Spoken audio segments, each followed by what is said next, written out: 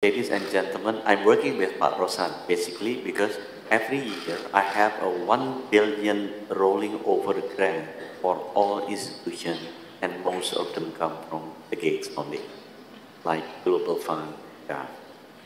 And that is where I learned that in developed countries, the philanthropy funding average is 2% of.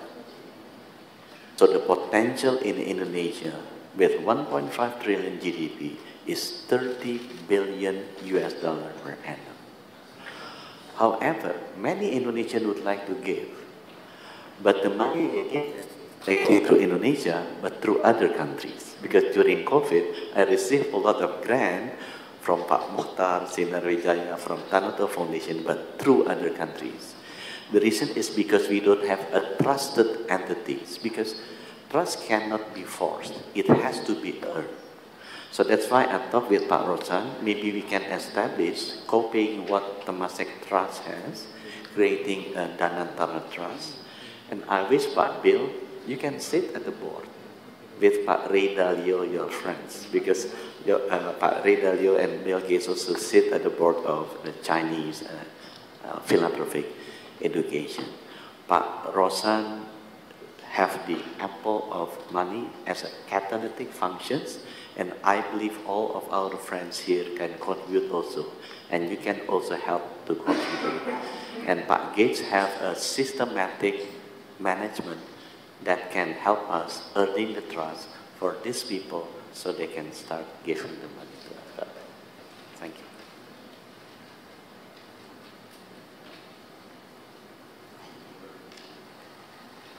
Mr. Gates, would it be possible to talk about non-health issues today? Certainly. Thank you. My understanding is that you're very interested and you've invested a lot of money in renewable energy. I've had several meetings with one of your partners, Edward Young, who is one of your partners, I believe still is one of your partners. So I'd like to know your thoughts about nuclear energy. SMRs, I understand you're in fact investing in Wyoming and nuclear energy, SMRs. You may know that our government is going to embark on a very ambitious nuclear power generation program. The second thing is on nature-based solutions. I'm very much into nature-based solutions and environmental issues. Reforestation, basically, is my passion. Wildlife, and through wildlife, reforestation, and restore habitats for wildlife. So I'd like to know what you wanted to do and where you're going with your nuclear and your views on nature-based solutions. Thank you.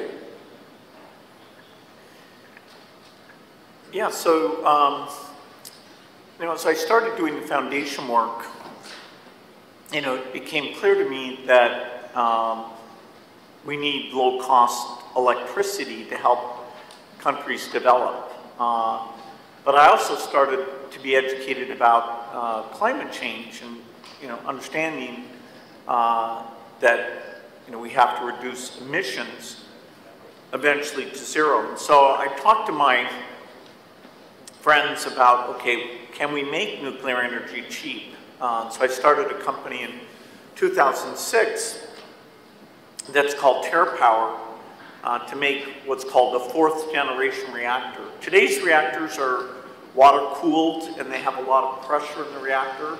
So they're a bit complicated, so often the cost can be very high. And so I thought, it's very hard to start a new design, but that would be a huge benefit. And so now it's taken longer than we expected. We started out as being a joint venture in China, and then the US government decided they didn't like us working in China. And so we had to change, and actually now, as you said, we're building our first reactor in the United States. There's a lot of countries that really need nuclear energy. And so we have to make it cheap, and we have to show that this new design is extremely safe. And places like Japan, South Korea, France, the UK, they have in their plans a desire to use nuclear energy, but right now the plants are expensive. And so we are hoping, as we build 20 of these reactors, that the cost can be very low. Part of that will be through a very strong partnership we have with some companies in South Korea. Hyundai and SK are investors in this work. And so in 2030, that first reactor will turn on. And so during that decade, we would hope to build over 30 gigawatts.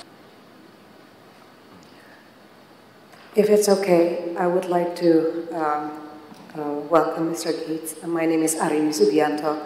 I'm from Persada Capital Investama. In fact, I just met with Microsoft last Monday, Microsoft Education, and I asked them what can they do for Indonesian education.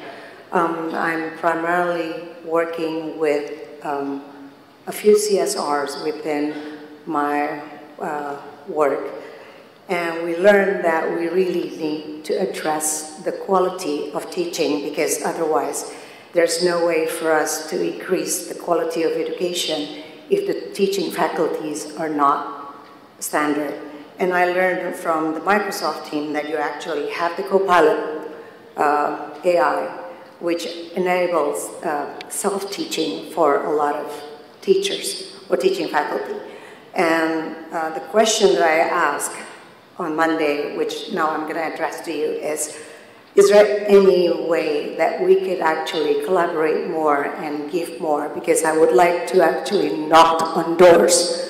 Buat bapak-bapak di sini to everyone that's present here, because the government will not be able to do it alone. The private sector needs to actually contribute in eradicating illiteracy and improving the teaching quality. Hence, we can actually achieve higher order thinking.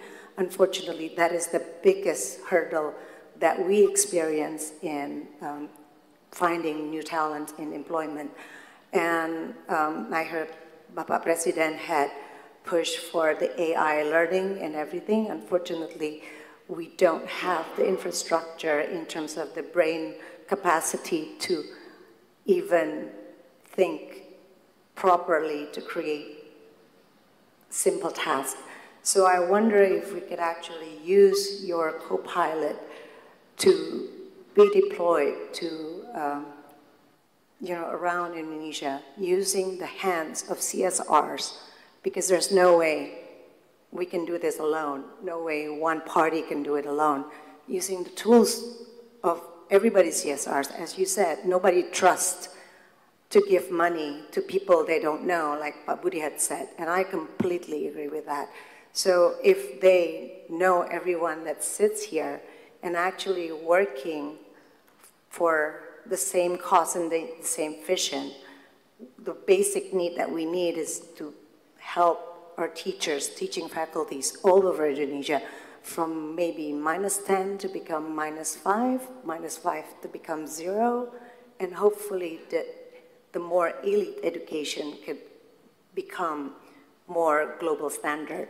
So it's a very big question, but that's basically the essence. Thank you. Yeah, so, obviously I think, if you've got two things that help the future of your country, that health and education, would go together. The healthier the kids are, less stunting, malnutrition, the more they can be educated, and then, of course, the more they're educated, then their, economic output allows the government to put more into health, and you get this virtuous cycle.